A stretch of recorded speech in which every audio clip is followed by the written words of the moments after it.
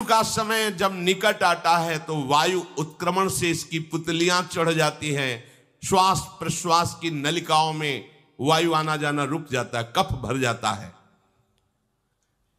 अब इसे श्वास लेने में भयानक कष्ट होता है, कंठ में घुरघुराहट, पर उसका मोह उन्हीं अपने बच्चे परिवार घर शब्द ये सब छूट जाएगा। बड़ी दुर्गति है। अंतिम समय क्या सोच रहा है, ये पत्नी छूट जाएगी, बेटे छूट जाए, और बेटों ने क्या उनके साथ व्यवहार किया, ये मोह है। ये मेरा कमाया हुआ मकान कैसे छोड़ सकता हूं, तो छिपकली बन के आना, इसी मकान में रेंगना।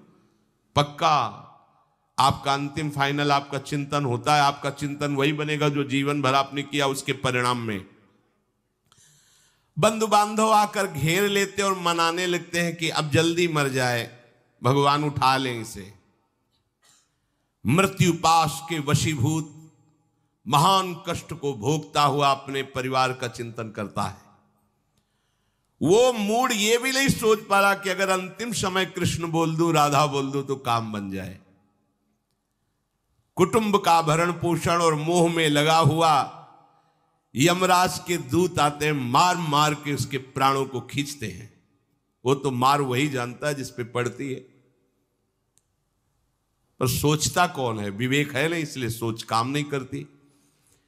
भयंकर रोष युक्त नेत्र वाले, जिनके देखने से पेशाब छूट जाए, तभी तो आप देखो मरने वाले का शौच और लघुशंका सब छूट जाती है, देखने मात्र से, इतने वो भयानक है। वो देखकर भय के कारण मलमूत्र त्याग कर देता है।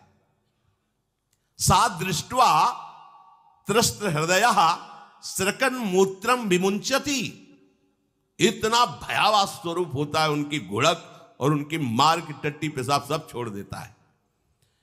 यमदूत उसे भयंकर यातना देते हुए प्राण खींचते हैं। अब ये तो वही जानता है जिसके खींचते हैं। बाहर वाले सब घेरे बैठे हैं, कोई एक बार भी नाम नहीं बोला। अगर एक बार बोल देता राधा तो भाग जाते यमदूत और वो बच जाता। पर ये सौभाग्य तो जिसने जीवन में धर्म किया है, कहीं न कहीं भगवद आश्रय लिया, उसको ये मिलता है। जैसे कोई घोर अपराधी को सिपाही बांधकर ले जाते हैं, उसी प्रकार रस्सी में बांधकर बलात् उसको यमलोक की लंबी यात्रा कराती है। रास्ते में पिटाई, घुड़कियां, उसे प्यास लगती, पानी नहीं दिया जाता, तपती हुई भूमि पर चलाया जाता है। कुत्ते नोचते हैं, व्याकुल हो उठता है। भूख प्यास उसे बेचैन कर दी, पर यहां किसी की भूख नहीं मिटाई तो तुम्हें रास्ते में भोजन नहीं मिलेगा। यहां कभी किसी को पानी नहीं पिलाया तो एक बूंद पानी नहीं मिलेगा तुम्हें। ये कर्म भूमि है। दावानल जैसी दहकती हुई भूमि पर उसे चलाया जाता है। तप्त बालुका में मार्ग में जब एक पग भी आगे बढ़ने की सामर्थ्य नहीं होती, मूर्छा जाती है, मार मार के उसे चेतना में लाते हैं यमदूत, फिर घसीटते हैं। महान दुख में अंधेरे मार्ग से अत्यंत क्रूर यमदूत उसे यमपुरी को ले जाते हैं। कितना मार्ग? 99,000 योजन मृत्यु लोक से। यह ऐसे नहीं कि कोई गप लिखी हुई है, नहीं नहीं। अब जैसे तिहाड़ जेल है, अब जानते ही नहीं तो क्या जानोगे, कहां तिहाड़ जेल, जाओ देखो जाके। आजीवन कारावास, कैसे बड़े कठोर कठोर, जैसा अपराधी वैसा दंड विधान। यहां थोड़ी दया है क्योंकि हृदय है, वहां हृदय नहीं है। वहां हृदयहीन शासक तुम्हारे पीछे लगाए जाएंगे। हृदय ही नहीं है, बस एक एक कर्म का हिसाब। जो हमने पढ़ा था पहली बार तो होश उड़ गए थे। जो यहां दूसरे का मांस खाते हैं ना, कोलू में पेरे जाते हैं। कोलू जैसे गन्ना नहीं पेरा जाता, लगा दिया, कोलू में पेरे जा रहे। मरना है नहीं, सोचो कितना कष्ट। फिर इसके बाद शमशी से मांस नोच कर उसे खवाया। होश में हो जाओ। 99,000 योजन का मृत्यु लोक से यमलोक का मार्ग है, लिखा हो 99,000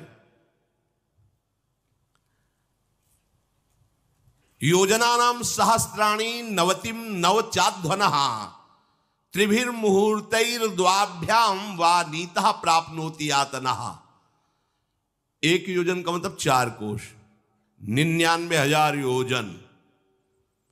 इतने लंबे मार्ग को 2 या 3 मुहूर्त में तय करना, दौड़ा के 2 या 3 मुहूर्त, बहुत कम समय। फिर वहां पहले से तय, इसको इस नरक में डालो, इसको इस नरक में। वहां इतना समय, थोड़ी भीड़ लगी है। जैसे अपने एक फोड़ा हुआ तो अपने इतने कष्ट समझते, अस्पताल जाओ देखो चीख लगी, किसी पैर टूटा, किसी कुछ, ऐसे ही वहां सब हिसाब हो रहा है।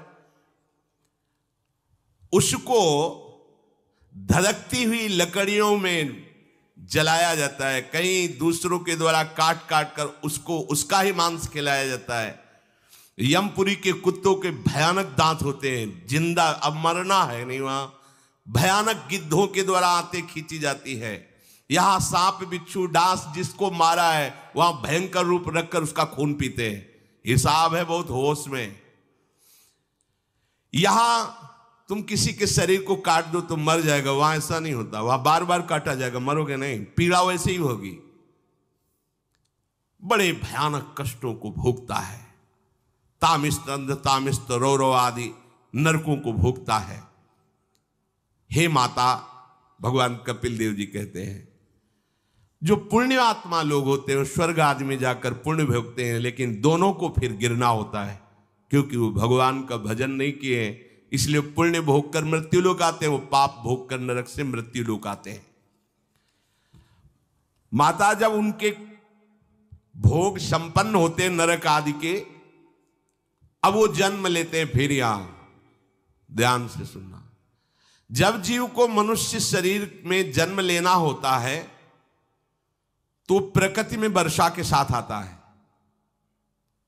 प्रकृति में वर्षा के साथ आया, और फसल में मूली, गाजर, गेहूं, अन्न, इनमें वो जीव प्रवेश करता है, और उसे माता पिता दोनों पाते हैं। तो सप्तम धातु वीर के रूप में परिणित होता है जीव।